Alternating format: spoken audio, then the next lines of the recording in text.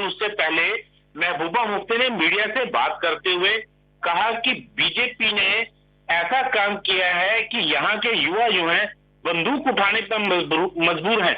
लेकिन मैं आपको बताऊं कि बीजेपी की सरकार जो जम्मू कश्मीर में रही है पीडीपी के साथ, इन्हीं के साथ रही है, और उस समय महबूबा मुफ्ती मोदी नरेंद्र मोदी की तारीफों के पुल बांधते नहीं है। लेकिन जब से बीजेपी के साथ इनका गठबंधन जो है वो हटा है, और उसके बाद से जब 370 को हटाया है खास करके केंद्र सरकार ने, और 35 को हटाया है, और उसके बाद इनको नजरबंद किया गया, और तभी से इनके तेवर जो हैं वो और ज्यादा बीजेपी के खिलाफ हो गए हैं। लेकिन कहीं ना कहीं जिस तरह से देखा जाए तो जम्मू के साथ हमेशा ही भेदभाव की नीति जो अपनाते रहे हैं, और जिस तरह से महबूबा मुफ्ती ने कश्मीर घाटी में कहा था तिरंगा उठाने वाला कोई नहीं होगा, उस बयान की काट को लेकर महबूबा मुफ्ती जम्मू पहुंची थी, क्योंकि जम्मू के अंदर लोगों का गुस्सा सर चढ़कर बोल रहा था, और यही वजह थी कि आज महबूबा मुफ्ती उन्होंने ये बयान दिया है कि यहाँ पर बंदूक उठाने वाला जो है, बंदूक उठाने वाले युवा जो है वो बीजेपी के कारण ही उठा रहे हैं। तो कहीं ना कहीं इनको ये भी सोचना होगा, जब इनकी सरकारें रही हैं तब क्या इन्होंने ऐसा काम किया युवाओं को वापस लाने के लिए, युवा जो है वो आतंकवाद के राह पर ना चले, क्योंकि सबसे ज्यादा अगर कहा जाए तो आतंकवाद 90 के दशक में शुरू हुआ था, जब एनसी नेशनल कॉन्फ्रेंस का दौर था, और उसी समय जब पीडीपी भी आई तो महबूबा मुफ्ती हमेशा पाकिस्तान की बोली बोलती रही है, और आज ये सिर्फ लोगों को दिखाने के लिए कि हम जम्मू के लोगों के साथ हैं, जम्मू की जनता के साथ हैं। यहाँ के जो लोग हैं, करीब 1.5 लाख फैमिलीज थी रेफ्यूजी की, जो पिछले 70 सालों से अपने राइट्स की मांग कर रहे थे, उनके लिए इन लोगों ने कुछ नहीं सोचा। जो वाल्मीकि समाज था, खास करके 1952 में जब जम्मू कश्मीर में महामारी फैली थी, तब उनको सफाई के लिए लाया गया था, और ये कहकर लाया गया था कि आपके साथ जो है पूरा न्याय होगा, आपको जो जम्मू कश्मीर के राइट्स हैं वो आपको मिलेंगे। इसी तरह गोरखा समाज था, वो भी इनसे पिछले 70 सालों से अपने राइट्स की मांग करता रहा, लेकिन जब से केंद्र में बीजेपी सरकार पहुंची है, तब पहले अन्याय किया है जनता पर। अब वो कह रहे हैं, फारूक अब्दुल्ला कठुआ में ये कह रहे हैं कि हम उस भारत को जानते हैं, उस भारत को मानते हैं जो महात्मा गांधी का भारत है, जहां पर हर कोई समान है। लेकिन क्या कुछ समानता पहले देखी गई, और किस समानता की वो बात कर रहे हैं? अगर वो धारा 370 की फिर से बहाली की मांग कर रहे हैं तो ये बिल्कुल साफ हो जाता है। बिल्कुल, देखिए कहीं ना कहीं जिस तरह से फारूक अब्दुल्ला हमेशा ही कहा जाए तो पाकिस्तान की वो भी बोली बोलते रहे हैं, और खास करके भारत अगर कहीं भी मंच पे चढ़ते रहे हैं तो वो अपनी छवि जो है वो हिंदू प्रति भी दिखाते रहे हैं। तो कहीं ना कहीं वो भजन भी गाते रहे हैं और करते रहे हैं। लेकिन जिस तरह से अब धारा 370 को हटाया गया है, खास करके एक निशान एक विधान की बात भाजपा करती रही है, और यही वजह है कि जब भी 370 को हटाने की बात होती थी तो सभी पार्टियां जो हैं वो खास करके कश्मीर केंद्रित पार्टियां जो हैं उनके पेट में बल पड़ने लगता था, और यही वजह थी कि क्योंकि 370 की वजह से इनकी राजनीतिक रोटियां जो है वो चल रही थी। अब राजनीतिक रोटियां जो है वो सिकनी बंद हो चुकी है, तो अब ये पार्टियां जो कभी दुर्विरोधी होती थी, खास करके पीडीपी और एनसी की मैं बात करूंगा, वो एक दूसरे के दुर्विरोधी थी, और आज गुपकार डिक्लेरेशन के चलते वो इकट्ठी हुई है।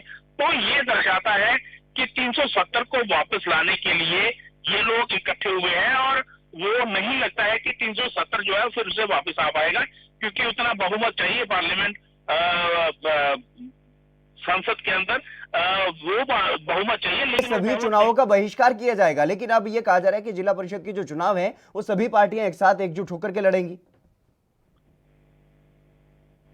हतेंद्र सवाल दोहराएंगे? रविंद्र, मेरा सवाल ये है, क्योंकि जिस तरीके से पहले ये कहा जा रहा था कि हर तरह के जितने भी चुनाव अब होंगे उनका बहिष्कार किया जाएगा जब तक 370 को बहाल नहीं किया जाता, वापस उस झंडे को नहीं दिया जाता, लेकिन अब जो बैठक हुई है आज उसमें यह फैसला लिया गया है कि सभी जो दल हैं, जो क्षेत्रीय दल हैं, जो 370 की बहाली की मांग कर रहे हैं, वो एकजुट होकर के अपने प्रत्याशी उतारेंगे। जी बिल्कुल, बिल्कुल, देखिए कहीं ना कहीं लोगों को बेवकूफ बनाया जा रहा है। पहले यही पार्टियां जब नजरबंदी हटी है, महबूबा मुफ्ती बाहर आई हैं, उन्होंने आते ही पाकिस्तान की बोली बोलना शुरू कर दी थी। जी उसके बाद ये केंद्र सरकार के खिलाफ इकट्ठी हुई पार्टियां जो है, इन्होंने ये कहा था कि तब तक हम चुनाव जो है वो नहीं लड़ेंगे, लेकिन जैसे ही टीडीसी के बिल्कुल चुनाव रविंद्र, आपको रोकना चाहूंगा क्योंकि कविंद्र गुप्ता जी मेरे साथ जुड़ गए हैं, पूर्व डिप्टी सीएम जम्मू कश्मीर के। कविंद्र जी, आपका स्वागत है एनबी न्यूज पर। धन्यवाद। कविंद्र जी, जिस तरीके से ये बयानबाजी देखने को मिल रही है, क्या ये सिर्फ सियासी रोटियां सेकने के लिए है? क्योंकि कभी कहा जाता है कि खून बहाने का वक्त हो गया है, अब कहा जा रहा है कि कहीं ना कहीं जो आतंकवाद को बढ़ावा मिल रहा है घाटी में, उसकी वजह यह है कि बीजेपी ने सारे रास्ते बंद कर दिए हैं, बातचीत नहीं हो रही है, इसलिए युवाओं के पास सिर्फ और सिर्फ हथियार उठाने का ही रास्ता बच गया है। देखिए, महबूबा मुफ्ती का जो बयान है वो लोगों को गुमराह करने वाला है जी। 5 अगस्त 2019 के बाद देखें तो वहां पर जो पत्थरबाजी होती थी वो खत्म हुई है। वहां पर जो एक मिलिटेंट मरता था, उसके जनाजे में लाखों लोग निकलते थे, वो उसकी समाप्ति हुई है। रोजमर्रा के जो बंद होते थे वो खत्म हो गए हैं। और अब 500 से 600 मिलिटेंट्स जो पाकिस्तान से आए थे घुसपैठ करके, उनको मारा गया है। और अब पिछले 1 महीने में 9 मिलिटेंट्स का सरेंडर करना। अब मैं इनसे पूछना चाहता हूं कि ये हथियार उठा रहे हैं या इसे हथियार छोड़ रहे हैं। पिछले हफ्ते बीएसएफ की वहां पर भर्ती होती है, 30,000 लोग वहां पर एग्जाम देते हैं। क्या ये बदला हुआ माहौल नहीं है? ये लोग अपने सर्वाइवल की लड़ाई लड़ रहे हैं और लोगों को पहले की तरह गुमराह करना चाहते हैं। लोगों पर अब असर होने वाला नहीं है। लोगों को पता है अमन की राह पर चल करके ही, यहाँ पर विकास की राह पर चल करके ही कश्मीर का कुछ फायदा होने वाला है। लोगों ने इनको बिल्कुल नकारा है। आप भी जानते हैं कि पिछले लगभग इनकी नजरबंदी के बाद इनके 70% मिनिस्टर्स जो इनकी मिनिस्ट्री में थे, इनको छोड़ करके चले गए। जम्मू में आए तो यहाँ के राज्यसभा के मेंबर और यहाँ के मेंबर लेजिस्लेटिव काउंसिल और भी इनके जो नेता थे, इनको लगातार छोड़ते जा रहे हैं। ये खुद अपना आंकलन करें। ये लोगों का ध्यान भटकाना चाहती हैं और इस प्रकार से प्रयास करती हैं। और ये भूल जाएं कि धारा 370 कभी वापस आएगी। यहाँ सेल्फ रूल जो ये नारा देते थे, उसको लोगों ने नकार दिया है। अब पीडीपी से जी कविंद्र जी, पीडीपी से तनवीर दार मेरे साथ जुड़ गए हैं। तनवीर जी, आपका स्वागत है एनबी न्यूज पर। शुक्रिया सिंदर जी। जी तनवीर जी, जिस तरीके से तमाम आरोप आपकी पार्टी पर लग रहे हैं कि आपकी पार्टी की जो नेता हैं महबूबा मुफ्ती, वो कहीं ना कहीं जनता को गुमराह कर रही है, क्योंकि जिस तरीके से लगातार जो आतंकवादी हैं वो सरेंडर कर रहे हैं, तो और महबूबा मुफ्ती ये कह रही है कि युवा जो है वो हथियार उठाने को मजबूर है, तो कहीं ना कहीं जो विरोधाभास इस बयानों में दिख रहा है, बयानों में और हकीकत में, उससे ऐसा ही लगता है कि जो गुमराह करने वाली बातें की जा रही है पीडीपी की तरफ से। देखिए हतेंद्र जी, ऐसा कुछ भी नहीं है। एक तो मैं कहूँगा कि इस बयान को मीडिया को मोड़ के इसको नशर किया है। जहाँ तक रही बात मिलिटेंसी की, तो हमारी जो पार्टी की सदर है, उन्होंने ये कहा कि दफा 370 हटने के बाद जो यहाँ के हमारे जम्मू कश्मीर के नौजवान हैं, पहले से ही आप अब देख लें हिंदुस्तान के अंदर क्या हालात हैं। जो प्राइवेट जॉब करते थे तो उनकी जॉब चली गई है। तो अभी अब मैं आपको एक छोटा सा एक उदाहरण देना चाहता हूँ। हमारे कश्मीर यूनिवर्सिटी में 127 सीटें निकलती हैं लॉ ग्रेजुएट्स की, उसमें से 113 या 110 जो हैं हमारे और जम्मू कश्मीर के बाहर के लोग आते हैं। जो हमारे जम्मू कश्मीर के 12 या 13, ये तो होगी यहाँ की सीट्स की बात, जो यहाँ पे एलएलबी करेंगे उनकी बात कर रहा हूँ। तो यहाँ पे नौकरियों के लिए जो निकलती है कोई लिस्ट वगैरह, तो ड्राइवर्स के लिए भी ऐसा ही है। अब हमारे लोग अगर पहले से मिलिटेंसी के शिकार हो रहे हैं, अगर हमारे नौजवान पढ़े लिखे, उनको हमारी मैम ने ये कहा था, उनके कहने का मकसद ये था कि अगर वो उनको नौकरियां नहीं मिलेंगी, हमारे जो हकूक हैं उन पर आप डाका डालेंगे, बाहर से आके यहाँ पे जो लोग हैं वहाँ पे यहाँ पे नौकरियां करेंगे, छोटी छोटी नौकरियां भी हमारे लोगों को नहीं मिलेंगी, तो हमारा यूथ क्या करेगा? वो उसको मजबूर मत करिए बीजेपी। कहीं ना कहीं इससे ये भी जाहिर होता है कि जो वहाँ के जो क्षेत्रीय युवा हैं उनके साथ कहीं ना कहीं दोगला व्यवहार जो है वो शुरू हो गया है, ऐसा आप कहना चाह रहे हैं?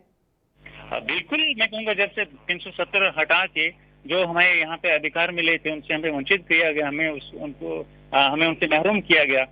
ये जो दफा 370 है, ये क्या था? दफा 370 यहाँ के लोगों की, चाहे वो हिंदू है, यहाँ का मुसलमान है, सिख है, ईसाई है, बौद्ध है, कोई भी यहाँ का रहने वाला है, उसके लिए एक महाराजा ने प्रोटेक्शन दी थी कि आप देख लें कि बाकी रियासतों में भी है 371 है, 371A है, 371। अब नागालैंड की बात कर ली, हमारी मैम ने ये भी कहा, नागालैंड वालों ने बिल्कुल इसको नकार दिया। तो वहां पे भी तो अल्लाह है, उन्होंने भी कहा कि हम झंडा नहीं उठाएंगे, या कोई ऐसी बातें उन्होंने भी की हैं। क्या बीजेपी वालों ने उस मसले को उठाया? उनको सिर्फ कश्मीर। लेकिन तनवीर जी, जब से धारा 370 को हटाया गया है जम्मू कश्मीर से, तब से वहां पर जो विकास के काम किए जा रहे हैं, लगातार जो भर्तियां हो रही हैं, उसमें भी युवा वहां के भाग ले रहे हैं। लेकिन ये कहना कहां तक जायज है कि भारत सरकार ने बातचीत का रास्ता बंद कर दिया है, अब हथियार उठाने को वहां का युवा मजबूर है? दफा 370 बिहार में कहाँ चला गया? अगर आपने गैर कानूनी उठाया है तो अगर वो है, इसकी ये कैश करने की कोशिश करते हैं बीजेपी वाले हमेशा ही। जो दफा 370 इसको कैश करने की करते हैं, इन्होंने पूरा वो बिहार के अंदर ये पूरा जोर लगाया। लेकिन वहां के लोगों को मुबारकबाद मैं देना चाहूंगा कि उन्होंने बात को बिल्कुल नकार दिया। हम लोग रणवीर जी, बीजेपी ने जो फायदा उठाने की कोशिश की इस फैसले को लेकर के, वो अलग बात है, लेकिन क्या युवा वहां पर मजबूर हो रहे हैं हथियार उठाने को लेकर के? सवाल इस बात का है। हाँ, हमारी मैम ने, हमारे जो सदर हैं, उन्होंने ये कहा कि हमारा जो पढ़ा लिखा नौजवान है, अगर उसको कल नौकरियां नहीं मिलेंगी। आज हमारी ये हालत है कि यूनिवर्सिटी में हमारे जो नौजवान हैं उनको एडमिशन नहीं मिल रही है। मैंने आपको उदाहरण दिया, BA-LLB के लिए 127 सीटें कश्मीर सेंट्रल यूनिवर्सिटी के लिए निकलती हैं, उसमें 113 या 110 इतने हैं जो बाहर के, जो आउट ऑफ स्टेट, हमारे जम्मू कश्मीर के बाहर के, उनको दे रहे हैं। यहाँ के 13, 14 या 15 इतना ही होगा नंबर जो हमारे जम्मू कश्मीर के लोगों को मिल रहा है। तो अगर ऐसी बात, बिल्कुल बिल्कुल तनवीर जी, भारतीय जनता पार्टी से इस मसले पर जवाब लेंगे, चर्चा अभी जारी रहेगी। लेकिन फिलहाल वक्त एक छोटे से ब्रेक के लिए रुकेंगे, जल्द हाजिर होंगे।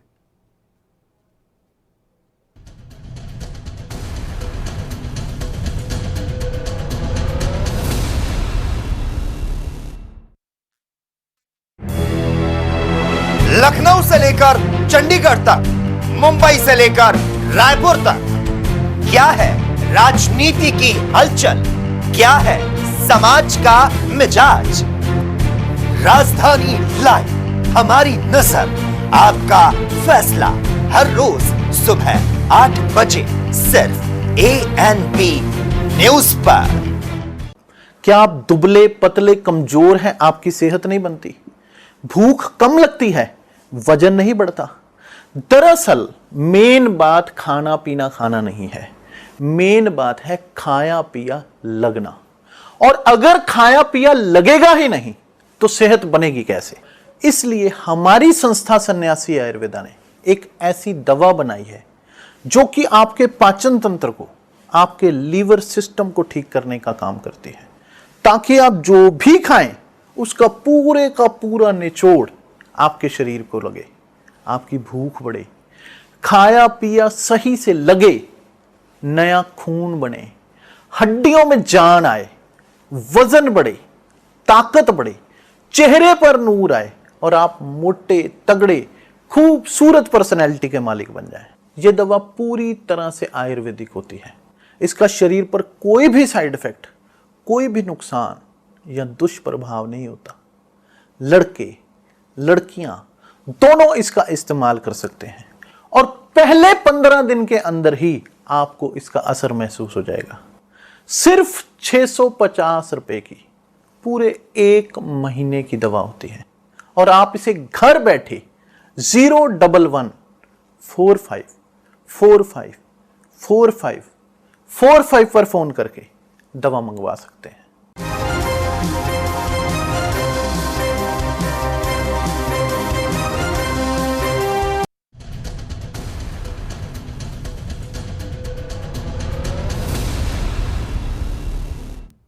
ब्रेक के बाद एक बार फिर से आप सभी का स्वागत है। हम चर्चा कर रहे हैं जिस तरीके से जम्मू कश्मीर में सियासत एक बार फिर से तेज हो गई है। मेरे साथ 2 मेहमान लगातार बने हुए हैं, कविंद्र गुप्ता भारतीय जनता पार्टी से और तनवीर दार PDP से मेरे साथ बने हुए हैं।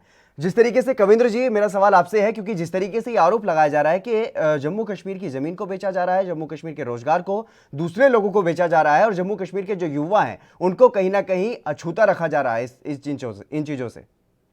देखिए, ऐसा है, ये अपनी अपनी सोच है। जी। इन्होंने पिछले 70 सालों में किसी को जम्मू कश्मीर में आने ही नहीं दिया। उसका कारण रहा, जम्मू कश्मीर में अलगाववाद बढ़ा, आतंकवाद बढ़ा, परिवारवाद बना, ये भ्रष्टाचार बढ़ा। मैं आपको बताना चाहता हूँ, एक भी कोई इंडस्ट्री यहाँ पर नहीं आई। जो इंडस्ट्री थी, जहाँ HMT की इंडस्ट्री थी, दूसरी इंडस्ट्री थी, सारी वहां से भगा दी गई। ये जो जमीन की बात करते हैं, हम दूसरे देशों में जाकर के, दूसरे प्रदेशों में जाकर के जमीन ले सकते हैं, तो वो हमारे यहाँ क्यों नहीं आ सकते? 5 साल अमेरिका में रहने के बाद, कनाडा के रहने के बाद ग्रीन कार्ड मिल जाता है, लेकिन 70 साल से यहाँ पर जो वाल्मीकि समाज था, गोरखा समाज था, यहाँ पे वेस्ट पाकिस्तान रेफ्यूजीज थे, वो यहाँ के नागरिक नहीं बन सकते। इस सारे हालात में ये कोई भी बात करते हैं पाकिस्तान की समर्थन करते हैं, ना कि हिंदुस्तान का समर्थन करते हैं। ये इनकी सोच थी कि शायद जम्मू कश्मीर को भारत से अलग कर देंगे, ये सपने लेना भूल जाएं। इसलिए तनवीर जी क्या पीडीपी की ये सोच है, पीडीपी की, या फिर जो गुफकार के जो लोग हैं उनकी यही सोच है कि जम्मू कश्मीर को भारत से अलग रखा जाए? बिल्कुल, ये कभी चाइना से कहते हैं कि चाइना को कहते हैं कि चाइना धारा 370। मैं तनवीर जी से जवाब ले लेता हूँ, कविंद्र जी समर्थन करेगा। कविंद्र जी मैं तनवीर जी से जवाब ले लेता हूँ। तनवीर जी। हकिंदर जी देखिए, ये कल यहाँ पे हमारी जो पार्टी की सदर है वो जम्मू के अंदर यहाँ पे लोगों से मिली, यहाँ पे आए। जिस तरह से आपने देखा जम्मू के लोग किस तरह से मिलने के लिए आए। 370 ये आंतरिक मामलों में दूसरे देशों का दखल करवाना चाहते हैं। ये हमारा कश्मीर के लोग मामला है, ये भारतीय जनता पार्टी की सरकार है, ये मोदी की सरकार है, कोई भी इन्होंने बड़े-बड़े वादे किए थे। कविंद्र जी मैं आपसे जवाब लूंगा, आप बड़े सीनियर नेता हैं, बड़े समझदार हैं, लेकिन तनवीर जी की बात पूरी हो जाए एक बार। जी तनवीर जी। सतेंद्र जी देखिए, कल जम्मू कश्मीर यहाँ पे जम्मू के अंदर हमारी मोहतरमा ने कल लोगों से वार्तालाप की थी, उससे मिले। वहाँ पे जम्मू के बहुत सारे जो लोग हैं वो यहाँ पे आए मिलने के लिए। तो कल लाइन में जो लाइन हुआ वहाँ पे हमारे जो यहाँ के कैंपस के सुप्रीमो थे हमारे प्रोफेसर भीम सिंह जी, वो भी मिले। अब यहाँ पार्टी के नेताओं की राय जान लेने से वहां की जनता की राय नहीं जानी जा सकती। तनवीर जी, वहां पर जो हकीकत है, हमारे भी संवाददाता वहां पर हैं, वो भी तमाम अपडेट्स हमें रोज देते हैं। वहां पर क्या स्थिति है, वहां के युवा क्या चाहते हैं, वहां के युवा हथियार नहीं उठा रहे हैं। अरे आज मैंने आपको पहले भी कहा और आज फिर कहना चाह रहा हूँ, जो हमारे यहाँ की जो हमारे कल बयान दिया, उन्होंने ये कहा कि अगर हमारे नौजवानों को नौकरियां नहीं मिलेंगी, पढ़े लिखे नौजवान हैं, अब हमारे लोगों को यहाँ पर, मैंने आपको पहले भी ये कहा कि अगर यहाँ पे उनको एडमिशन नहीं मिल रही है, उनके लिए बाहर से जो कविंद्र जी क्या स्थानीय युवाओं को एडमिशन नहीं मिल रहे वहाँ की यूनिवर्सिटीज में?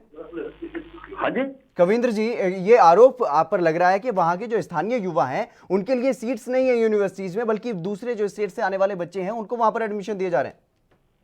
कहाँ एडमिशन हुई है कि कोई एक ये गलत गुमराह करते हैं। एक ऐसी सीट बता दी जब भारत से, पूरे भारत से आकर के किसी ने सीट ली हो।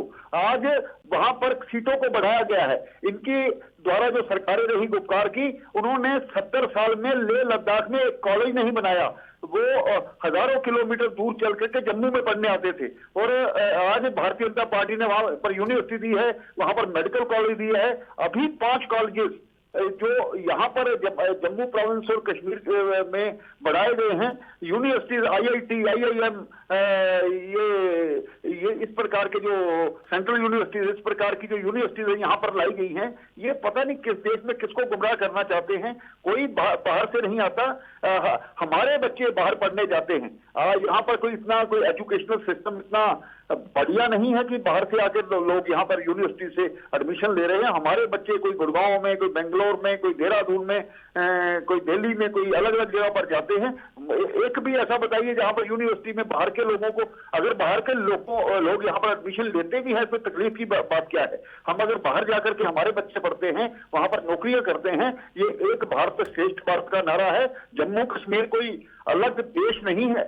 यही इन्होंने जो कंसेप्ट लोगों के बीच में गलत डाला है, उसी का परिणाम है कि आज वहां पर कश्मीर से एक समाज को वहां पर तोड़ना पड़ा। ये इनकी सोच को, इनको अपनी सोच को बदलना होगा, नहीं तो जम्मू कश्मीर को तबाही से जो हमने बाहर लाया है, ये फिर जाते हैं कि इसी प्रकार से इनकी दुकानदारी चलती रहे। लेकिन अब इनकी दुकानदारी चलने वाली नहीं है। ये लोग तो कहते थे भारत और पाकिस्तान की करेंसी भी एक होनी चाहिए। आखिर क्या जरूरत पड़ी है? हम यहाँ पर जब कश्मीर की बात होते हैं, कश्मीर की बात हो, इंटरनेशनलाइज करने की जरूरत करते हैं। भारत अपने आप में सक्षम है और अपने बल पर लड़ सकता है। कोई भारत की ताकत कश्मीर हमसे नहीं ले सकती। और जो पाकिस्तान के पास कश्मीर है वो भी हमारा है, वो लेने की। तनवीर जी, जिस तरीके से जो आरोप आप पर लगते रहे हैं कि अनुच्छेद 370 हटने से पहले तक, जब तक वहां पर जो लोग थे, एक बड़ा तबका ऐसा था जिनको अछूता रखा गया, जिनको मुख्य धारा में नहीं आने दिया गया, उनको जमीन तक नहीं दी गई, वहां पर रहने का अधिकार तक नहीं दिया गया। अगर उनको अधिकार दिया जाता है तो इसमें बुराई क्या है? अगर लगातार जिस तरीके से अभी कविंद्र जी ने बताया है कि जो यूनिवर्सिटीज हैं वो ओपन की जा रही हैं, कॉलेज खोले जा रहे हैं अलग अलग तरीके से, तो क्या परेशानी है अगर वहां पर कहीं दूसरे राज्य के छात्र भी जाकर के पढ़ लेते हैं तो? ऐसा नहीं है हतिंदर जी, यहाँ परेशानी ये नहीं है कि बाहर से कोई आए यहाँ पे पढ़ने के लिए कि उसकी मुखालफत उसकी नहीं हो रही है। मुखालफत ये है, मैंने आपको ये कहा, 127 में से 113 या 14 जो आउटसाइडर आएंगे तो हमारे बच्चे, हमारे यूथ यहाँ कहाँ यूनिवर्सिटी में ऐसा प्रावधान है जहाँ पर 123 में से 113 बाहर के आएंगे? नहीं है, वो इतने फाइनेंशियली वीक हैं, हमारे लोग इतने अच्छे नहीं है कि वो जाके बाहर की बड़ी बड़ी यूनिवर्सिटी में बेंगलोर जाएंगे, दिल्ली जाएंगे। तनवीर जी, कौन सी यूनिवर्सिटी की बात आप कर रहे हैं? कश्मीर सेंट्रल यूनिवर्सिटी की बात कर रहा हूँ जी। कविंद्र जी जवाब दीजिए। कविंद्र जी, क्या आप मेरी आवाज सुन पा रहे हैं? लगता है संपर्क टूट गया, फिर से जुड़ने की कोशिश करेंगे। लेकिन तनवीर जी, लगातार जिस तरीके से विकास के काम किए जा रहे हैं, भर्तियां निकाली जा रही हैं, उसमें जो तस्वीरें निकल करके सामने आती हैं वो उसमें तो साफ तौर पर यह दिखाई देता है कि युवा अब वहां पर शांति चाहता है। युवाओं ने पत्थरबाजी जो है वो छोड़ दी है। अब सुरक्षा बलों के समर्थन में कहीं ना कहीं वहां की जो आम जनता है वो नजर आती है, जो पहले सुरक्षा बलों पर पथराव किया करते थे। हतिंदर जी, देखिए, बात पत्थरबाजों की नहीं है, सिर्फ पत्थरबाजों की। वहाँ पे एक्चुअली बात ये है कि आज भी आप देखेंगे, कल भी यहाँ पे कश्मीर के अंदर मसल के अंदर इनकाउंटर होता है। हमारे 4 जवान जो हैं आर्मी के शहीद होते हैं, एक नौजवान मेजर उसमें शहीद होते हैं, 3 आर्मी वाले और होते हैं, 3 मिलिटेंट्स बताए गए हैं वो मरे हैं। बात वो नहीं, हालात ये तो ऐसे बताने की कोशिश की जा रही है कि कश्मीर के अंदर हालात ठीक हैं। 10 लाख फौज रखी है गली गली में, वहाँ पे गल्फ फोर्स के आदमी हैं। अगर आप कहते हो कश्मीर के अंदर हालात ठीक हैं तो ठीक है, वहाँ से निकाल दो। हम भी चाहते हैं अगर ठीक है हालात तो आप निकाल दो वहाँ से। फोर्स किस लिए रखी है वहाँ पे, गल्फ फोर्स किस लिए रखी है? आपने क्या बताना चाहते हो कि अब दूसरी जो बाहर की ताकतें हैं, जो दुश्मन वो लोग हैं, उनको बताना चाहते हो? लेकिन कविंद्र जी जवाब दीजिए, अगर वहां पर हालात ठीक है तो फिर इतनी सुरक्षा बल वहां पर इतनी बड़ी संख्या में क्यों रखे गए हैं? देखिए, सुरक्षा बल पहले से थे, यहाँ पर भारत की सीमाएं हैं। ये क्या चाहते हैं कि भारत की सीमाओं पर से हम सुरक्षा बल हटा लें? क्यों वहां पर बाकी सेनाओं, बाकी देश की सेनाओं के सुरक्षा बल नहीं है? ये कौन सा ये पहाड़ा पड़ रहे हैं? भारत की सेना है, कहीं भी रहेगी, बॉर्डर पर रहेगी। चाइना का बॉर्डर है, पाकिस्तान का बॉर्डर है, ये तो। लेकिन कविंद्र जी, आरोप ये है कि जनता का दम घुट रहा है। अगर सुरक्षा बल वहां पर इतनी बड़ी संख्या में है तो जनता का दम घुट रहा है, जनता अपनी आवाज को नहीं उठा पा रही है। इसी जनता का दम में ही घुट रहा है। इनको कहिए कि 2014 की बात करें, पूरा कश्मीर डूब गया था, आप लोगों को किसने बचाया था?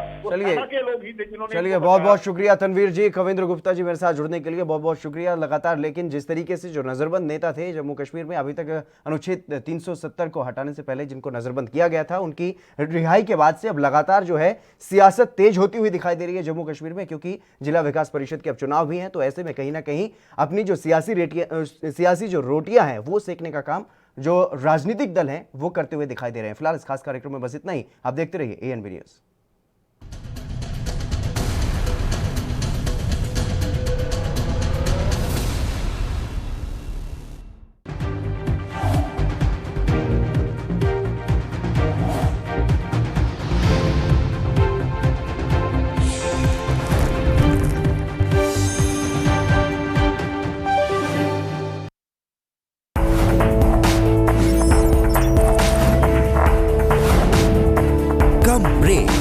और ज्यादा खबरों के साथ देखिए ANB news in channel number पर। सबसे अलग अंदाज, हम बनेंगे आपकी आवाज, सवालों की धार, खबरों की बौछार, सिर्फ मेरे साथ एएनबी न्यूज पर।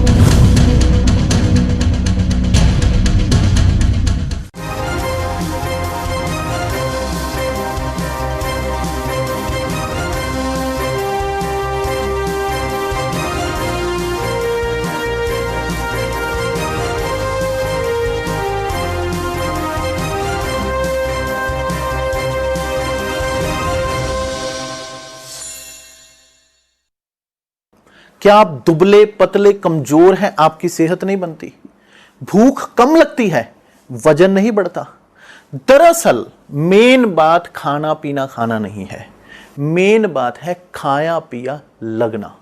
और अगर खाया पिया लगेगा ही नहीं तो सेहत बनेगी कैसे? इसलिए हमारी संस्था सन्यासी आयुर्वेदा ने एक ऐसी दवा बनाई है जो कि आपके पाचन तंत्र को, आपके लीवर सिस्टम को ठीक करने का काम करती है, ताकि आप जो भी खाएं उसका पूरे का पूरा निचोड़ आपके शरीर को लगे।